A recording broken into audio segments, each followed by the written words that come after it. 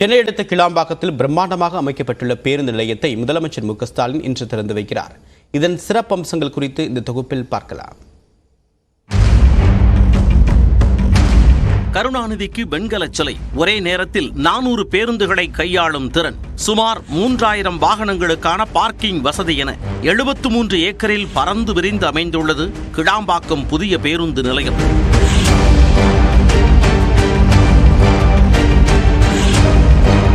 வண்டலூர் அருகே அமைந்துள்ள கிளாம்பாக்கம் பேருந்து நிலையத்தின் மொத்த மதிப்பு சுமார் 400 கோடி ரூபாய். இந்த புதிய பேருந்து நிலையத்திற்கு கலைஞர் நூற்றாண்டு பேருந்து முனையம் என பெயர் சூட்டப்பட்டுள்ளது. முன்னாள் முதலமைச்சர் கருணாநிதி அமர்ந்த நிலையில் எழுதுவது போன்று 3.5 அடி உயரம் கொண்ட வெண்கல சிலை அமைக்கப்பட்டுள்ளது. தமிழ்நாட்டின் அனைத்து பகுதிகளுக்கும் பேருந்துகள் இயக்கப்படும் நிலையில் ஒரே நேரத்தில் 400 அரசு பேருந்துகள் மற்றும் 100க்கு மேற்பட்ட பேருந்துகளை கையாள முடியும்.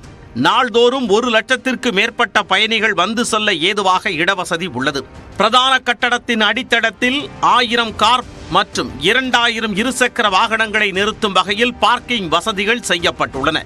தாய்மார்கள் பாலூட்டும் அறை, திருநங்கைகள் மற்றும் மாற்றுத்திறனாளிகளுக்கு தனி கழிவறைகளும் அமைக்கப்பட்டுள்ளன.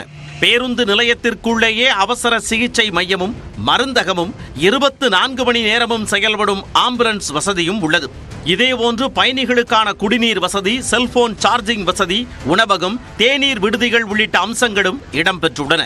மேலும் மாநகர பேருந்துகள் வந்து செல்வதற்கென தனி நடைமேடைகளும் உள்ளன. மாநகர பேருந்து நிலையத்தில் இருந்து வெளியூர் பேருந்து நிலையத்திற்கு செல்ல எக்ஸலேட்டர் வசதியும், அதிக பாரத்தை கொண்டு செல்ல லிப்ட் உள்ளிட்ட அம்சங்களும் அமைக்கப்பட்டுள்ளன. பேருந்து நிலையத்தில் மொத்தம் 6 மின் தூக்கிகளும் 1 எக்ஸ்கலேட்டரும் பயன்பாட்டில் உள்ளது. இதேபோன்று பயணிகள் ஓய்வறை, ஓட்டுநர் நடத்துனர் ஓய்வறை, பேருந்து பணிமனைகளும் இடம்பெற்றுள்ளன. இதனிடையே பேருந்து நிலைய கட்டடத்திற்குள் தமிழ்நாட்டின் பண்பாட்டை விளக்கும் ஓவியங்களும் கண்களை கவர்கின்றன. பயணிகளின் பாதுகாப்பிற்காக பேருந்து நிலையம் முழுவதும் 150 கண்காணிப்பு கேமராக்கள் அமைக்கப்பட்டுள்ளன. பேருந்து நிலைய வளாகத்தில் புறநகர் காவல் நிலையமும் விநாயகர் கோவிலும் ஏற்படுத்தப்பட்டுள்ளன.